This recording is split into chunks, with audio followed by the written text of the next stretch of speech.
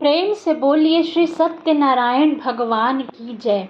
आप सभी को पूर्णिमा की हार्दिक शुभकामनाएं। आज इस वीडियो में सुनिए सत्यनारायण व्रत कथा। आइए गणपति भगवान का नाम लेकर कथा का प्रारंभ करते हैं। प्रेम से बोलिए श्री गणेश भगवान की जय, सत्यनारायण भगवान की जय। पहला अध्याय। एक समय नैमिषारण्य तीर्थ में शौनक आदि 88,000 ऋषियों ने श्री सुत जी से पूछा, हे प्रभु, इस कलयुग में वेद विद्या रहित मनुष्यों को प्रभु भक्ति किस प्रकार मिलेगी तथा उनका उद्धार कैसे होगा। इसलिए हे मुनि, कोई ऐसा तप कहिए जिससे थोड़े समय में पुण्य प्राप्त होवे तथा मन वांछित फल मिले। वह कथा सुनने की हमारी इच्छा है। सर्वशास्त्र ज्ञाता श्री सुत जी बोले, हे वैष्णवों में पूज्य, आप सबने प्राणियों के हित की बात पूछी है। अब मैं उस श्रेष्ठ व्रत को आप लोगों से कहूँगा जिस व्रत को नारद जी ने लक्ष्मी नारायण से पूछा था और लक्ष्मीपति ने मुनि श्रेष्ठ नारद से कहा था, सो ध्यान से सुनिए। एक समय योगी राज नारद जी दूसरों के हित की इच्छा से अनेक लोकों में घूमते हुए मृत्यु लोक में आ पहुँचे। यहाँ अनेक योनियों में जन्मे हुए प्रायः सभी मनुष्यों को अपने कर्मों द्वारा अनेकों दुखों से पीड़ित देखकर सोचा, किस यत्न के करने से निश्चय ही प्राणियों के दुखों का नाश हो सकेगा। ऐसा मन में सोचकर विष्णु लोक को गए। वहाँ श्वेत वर्ण और 4 भुजाओं वाले देवों के ईश नारायण को देखकर, जिनके हाथों में शंख, चक्र, गदा और पद्य थे तथा वरमाला पहने हुए थे, स्तुति करने लगे, हे भगवान, आप अत्यंत दयालु हैं, शक्ति से संपन्न हैं, मन तथा वाणी भी आपको नहीं पा सकती। आपका आदि मध्य अंत नहीं है। निर्गुण स्वरूप, सृष्टि के आदि भूत व भक्तों के दुखों को नष्ट करने वाले हो, आपको नमस्कार है। नारद जी से इस प्रकार की स्तुति सुनकर विष्णु भगवान बोले, हे मुनि श्रेष्ठ, आपके मन में क्या है? आपका किस काम के स्तुति के लिए आगमन हुआ है? निसंकोच कहो। तब नारद जी मुनि बोले, मृत्युलोक में सब मनुष्य जो अनेक योनियों में पैदा हुए हैं, अपने अपने कर्मों के द्वारा अनेक प्रकार के दुखों से दुखी हो रहे हैं। हे नाथ, मुझ पर दया रखते हो तो बतलाइए कि उन मनुष्यों के सब दुख थोड़े से ही प्रयत्न से कैसे दूर हो सकते हैं। श्री भगवान जी बोले, हे नारद, मनुष्यों की भलाई के लिए तुमने बहुत अच्छी बात पूछी है। जिस काम के करने से मनुष्य मोह से छूट जाता है, वह मैं कहता हूँ, सुनो। बहुत पुण्य देने वाला, स्वर्ग तथा मृत्युलोक दोनों में दुर्लभ एक उत्तम व्रत है। आज मैं प्रेमवश होकर तुमसे कहता हूँ, सत्यनारायण का यह व्रत अच्छी तरह विधि पूर्वक करके मनुष्य आयु पर्यंत यहाँ सुख भोग कर मरने पर मोक्ष को प्राप्त होता है। श्री भगवान के वचन सुनकर नारद मुनि बोले कि उस व्रत का फल क्या है, विधान क्या है और किसने यह व्रत किया है और किस दिन यह व्रत करना चाहिए, विस्तार में बताइए। भगवान बोले, दुख शोक आदि को दूर करने वाला, धन धान्य को बढ़ाने वाला, सौभाग्य तथा संतान को देने वाला यह व्रत सब स्थानों पर विजयी करने वाला है। भक्ति संतान को देने वाला यह व्रत सब स्थानों पर विजयी करने वाला है। भक्ति और श्रद्धा के साथ किसी भी दिन मनुष्य सत्यनारायण की प्रातः काल के समय ब्राह्मणों और बंधुओं के साथ धर्मपरायण होकर पूजा करे। भक्ति भाव से नैवेद्य, केले का फल, घी, दूध और गेहूं का चूर्ण सवाया लेवे। गेहूं के अभाव में साठी का चूर्ण, शक्कर तथा गुड़ ले और सब भक्षण योग्य पदार्थ जमा करा के भगवान को अर्पण कर देवे तथा बंधुओं सहित ब्राह्मणों को भोजन करावे। उसके पश्चात स्वयं भोजन करे। नृत्य गीत आदि का आचरण कर सत्यनारायण भगवान का स्मरण करते हुए समय व्यतीत करे। इस तरह व्रत करने पर मनुष्यों की इच्छा निश्चय ही पूरी होती है। विशेषकर कली काल में भूमि पर यही मोक्ष का सरल उपाय है। ओम नमो भगवते वासुदेवाय। दूसरा अध्याय। सुत जी बोले, हे ऋषियों, जिसने पहले समय में इस व्रत को किया है उसका इतिहास कहता हूँ, ध्यान से सुनो। सुंदर काशीपुरी नगरी में एक अत्यंत निर्धन ब्राह्मण रहता था। वह भूख और प्यास से बेचैन हुआ नित्य पृथ्वी पर घूमता था। ब्राह्मणों से प्रेम करने वाले भगवान ने ब्राह्मण को दुखी देखकर बूढ़े ब्राह्मण का रूप धर उसके पास जा आदर के साथ पूछा, हे विप्र, नित्य दुखी हुआ पृथ्वी पर क्यों घूमते हो? हे श्रेष्ठ ब्राह्मण, यह सब मुझसे कहो, मैं सुनना चाहता हूँ। ब्राह्मण बोला, मैं निर्धन ब्राह्मण हूँ, भिक्षा के लिए पृथ्वी पर फिरता हूँ।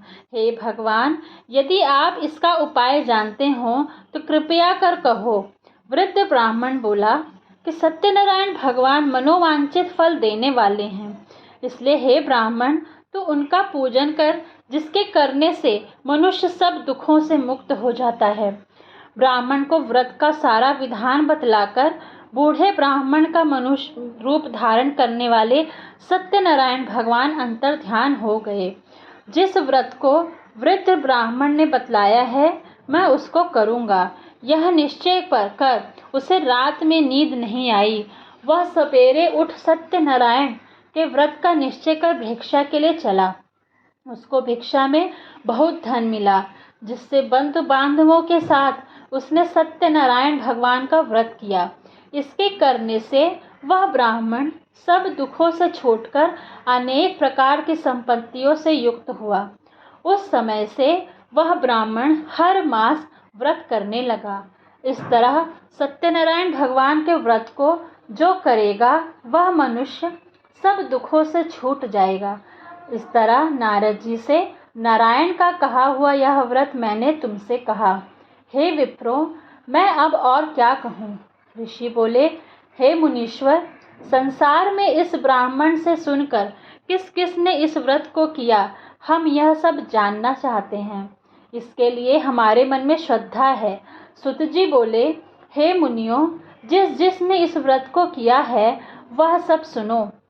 एक समय एक ब्राह्मण धन और ऐश्वर्य के अनुसार बंधु बांधवों के साथ व्रत करने को तैयार हुआ।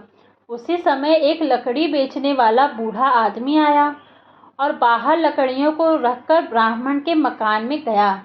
प्यास से दुखी लकड़हारा उनको व्रत करते देखकर ब्राह्मण को नमस्कार कर कहने लगा कि आप यह क्या कर रहे हैं और इसके करने से क्या फल मिलता है, कृपया करके मुझसे कहो। ब्राह्मण ने कहा, सब मनोकामनाओं को पूरा करने वाला यह सत्यनारायण भगवान का व्रत है। इसकी ही कृपा से मेरे यहाँ धन धान्य आदि की वृद्धि हुई है। ब्राह्मण से इस व्रत के बारे में जानकर लकड़हारा बहुत प्रसन्न हुआ। चरणामृत ले और प्रसाद खाने के बाद अपने घर को गया। लकड़हारे ने अपने मन में इस प्रकार संकल्प किया कि आज नगर में लकड़ी बेचने से जो धन मिलेगा उसी से सत्यनारायण देव का उत्तम व्रत करूँगा। यह मन में विचार कर वह बूढ़ा आदमी लकड़ियाँ अपने सिर पर रखकर जिस नगर में धनवान लोग रहते थे वह ऐसे सुंदर नगर में गया। उस रोज वहाँ पर उसे उन लकड़ियों का दाम पहले दिनों से चौगुना मिला।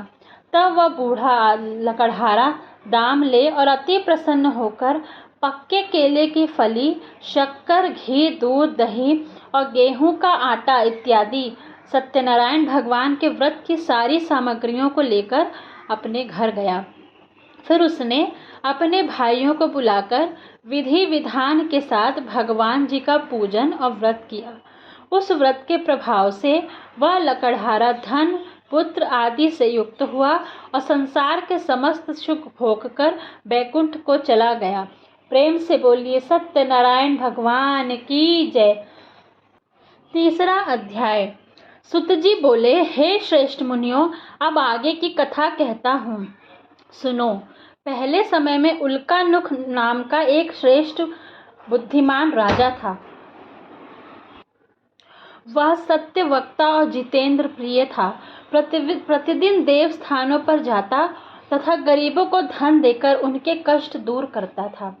उसकी पत्नी कमल के समान मुख वाली और सती साध्वी थी।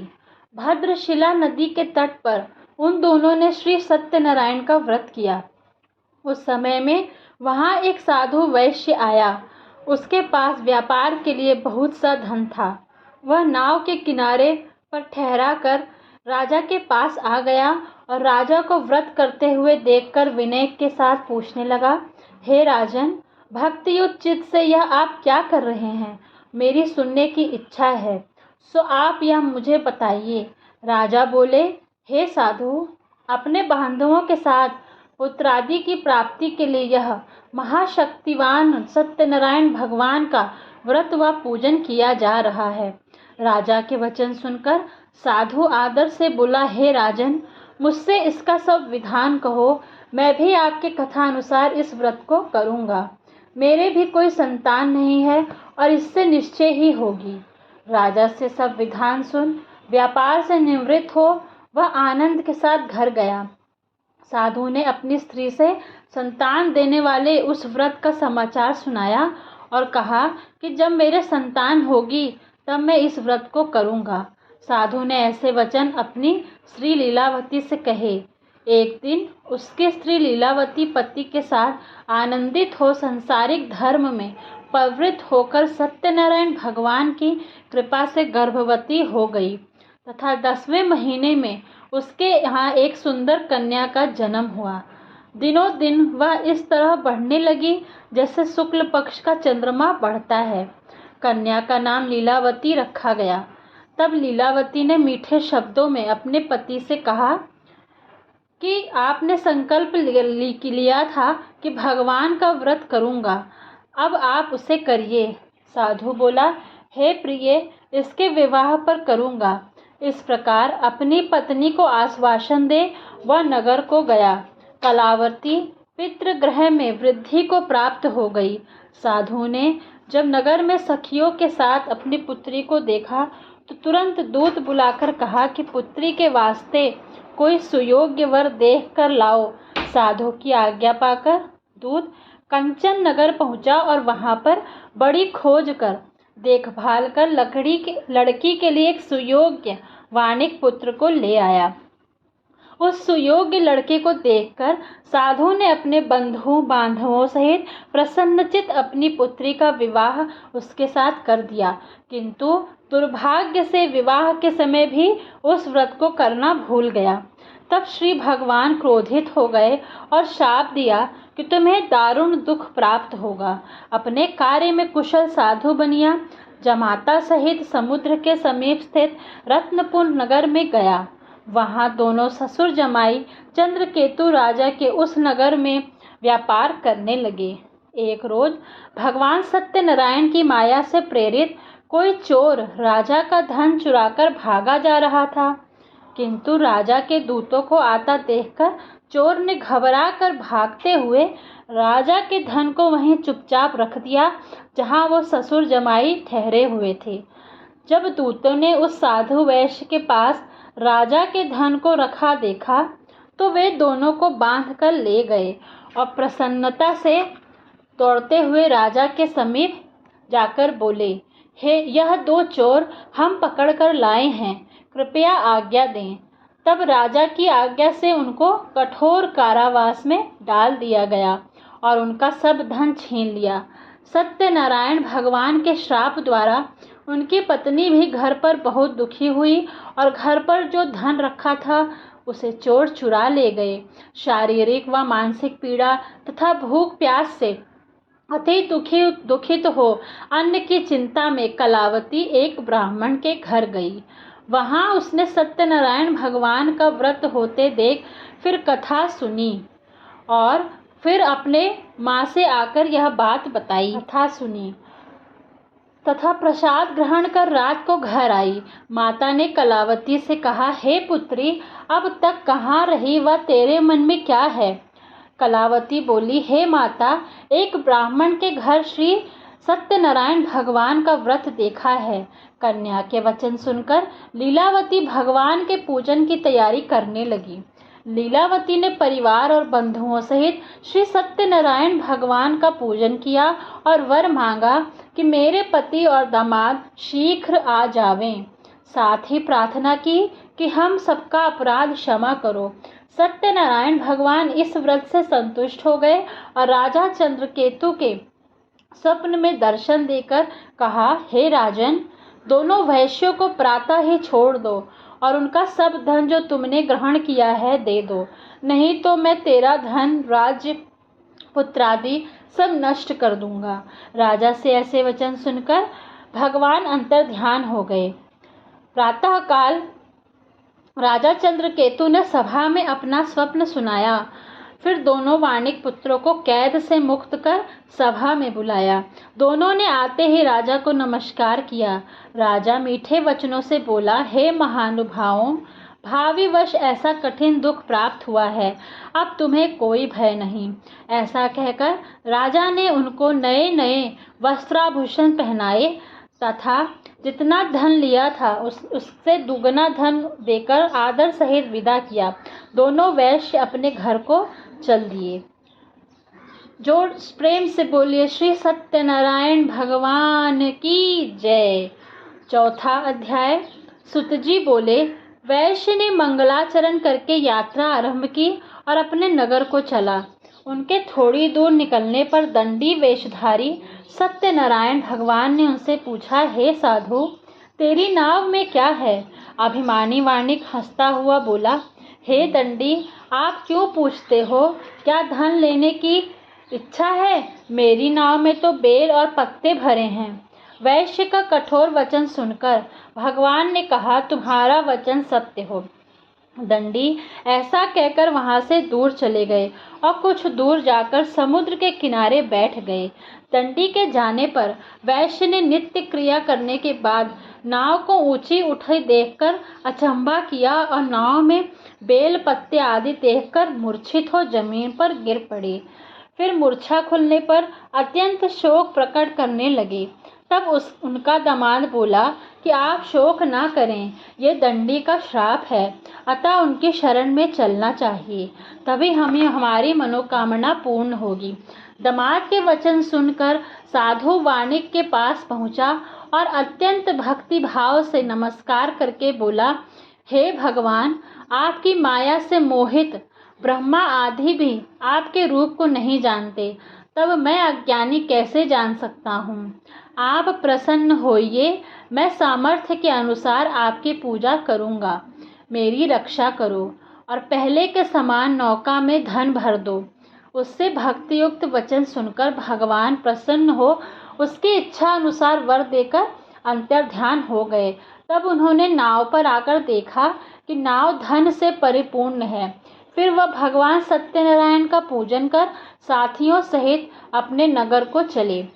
जब अपने नगर के निकट पहुँचे तब दूत को घर भेजा। दूत ने साधु के घर जा उसकी स्त्री को नमस्कार कर कहा कि साधु अपने दामाद सहित इस नगर के समीप आ गए हैं।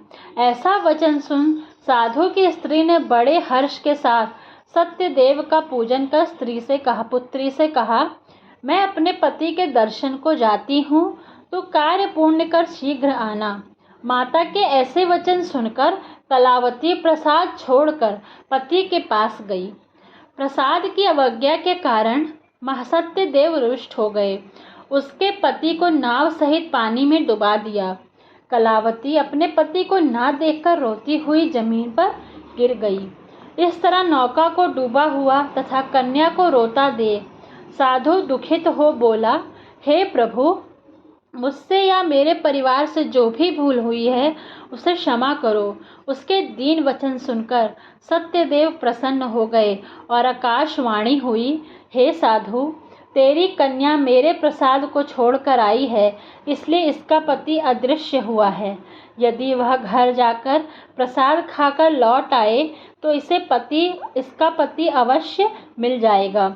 ऐसी आकाशवाणी सुनकर कलावती ने घर पहुंचकर प्रसाद खाया, फिर आकर पति के दर्शन किए। तत्पश्चात साधु ने बंधु बांधवों सहित सत्यदेव का विधि पूर्वक पूजन किया। उस दिन से वह प्रत्येक पूर्णिमा को सत्यनारायण भगवान का पूजन एवं कथा करने लगा। फिर इस लोक का सुख भोग कर अंत में स्वर्गलोक को गया। प्रेम से बोलिए श्री सत्यनारायण भगवान की जय। 5वां अध्याय। सुत जी बोले, हे ऋषियों, मैं और भी कथा कहता हूँ, सुनो। प्रजापालन में लीन तुंगध्वज नाम का एक राजा था। उसने भी भगवान का प्रसाद त्याग कर बहुत दुख पाया। एक समय वन में जाकर वन्य पशुओं को मारकर बड़ के नीचे आया। वहां उसने ग्वालों को भक्ति भाव से बांधवों सहित सत्यनारायण का पूजन करते देखा। राजा को देखकर भी अभिमानवश कहा नहीं गया और वहां न नमस्कार ही किया। जब ग्वालों ने भगवान का प्रसाद उसके सामने रखा तो वह प्रसाद को त्याग कर अपनी सुंदर नगरी को चला गया। वहां उसने अपना सब कुछ नष्ट पाया तो वह जान गया कि यह सब भगवान ने ही किया है। तब वह विश्वास कर ग्वालों के समीप गया और विधि पूर्वक पूजन कर प्रसाद खाया तो सत्यदेव की कृपा से पहले जैसा सब हो गया। दीर्घ काल तक सुख भोग कर मरने पर वह स्वर्गलोक को गया।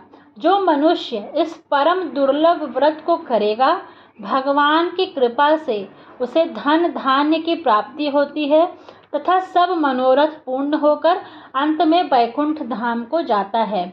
जिन्होंने पहले इस व्रत को किया, अब उनके दूसरे जन्म की कथा कहता हूँ।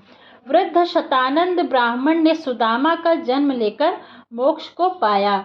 उल्कानुक नाम का राजा दशरथ होकर वैकुंठ को प्राप्त हुए। साधु नाम के वैश्य ने मोरध्वज बनकर अपने पुत्र को आर्य से चीर कर मोक्ष को प्राप्त किया। महाराज तुंगध्वज ने स्वयं भू होकर भगवान में भक्ति युक्त कर्म कर मोक्ष प्राप्त किया। इति श्री सत्यनारायण व्रत कथायाम संपूर्णम। बोले सत्यनारायण भगवान की जय। श्री सत्य की आरती। जय लक्ष्मी रमणा स्वामी, जय लक्ष्मी रमणा। सत्यनारायण स्वामी, सत्यनारायण स्वामी, जनपातक हरणा। ओम जय लक्ष्मी रमणा।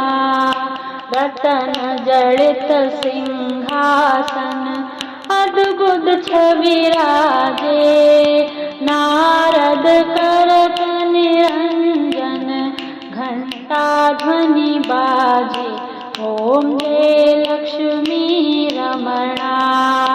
प्रकट भये कलि कारण, तुझको दर्श दियो। बूढ़ो ब्राह्मण बनकर, बूढ़ो बामन बनकर, कंचन महल कियो। ओम जय लक्ष्मी रमणा। दुर्बल भील कसाल, इन पर कृपा करी। चंद्रचूड़ एक राजा, चंद्रचूड़ एक राजा, जिनकी विपत्ति हरी। ओम जय लक्ष्मी रमणा। वैश्य मनोरथ पायो, श्रद्धा तज दीनी। सो फल भोग्यो प्रभु जी, सो फल भोग्यो प्रभु जी, ते सोती कीनी। ओम जय लक्ष्मी रमणा। भाव भक्ति के कारण, छिन छिन रूप धरियो। श्रद्धा धारण कीनी, श्रद्धा धारण कीनी, तिनको काज सरियो। ओम जय लक्ष्मी रमणा। ग्वाल बाल संग राजा, वन में भक्ति करी। मन वांछित फल दीनो, मन वांछित फल दीना। दीन दयाल हरि। ओम जय लक्ष्मी रमणा चढ़त प्रसाद सवाया कदली फल मेवा धूप दीप तुलसी से धूप दीप तुलसी से राजी सत्य देवा ओम जय लक्ष्मी रमणा श्री सत्य नारायण जी की आरती जो कोई नर गावे प्रेम सहित गावे कहत शिवानंद स्वामी कहत शिवानंद स्वामी वांछित फल पावे ओम जय लक्ष्मी रमणा ओम जय लक्ष्मी रमणा स्वामी जय लक्ष्मी रमणा सत्यनारायण स्वामी जनपातक हरणा ओम जय लक्ष्मी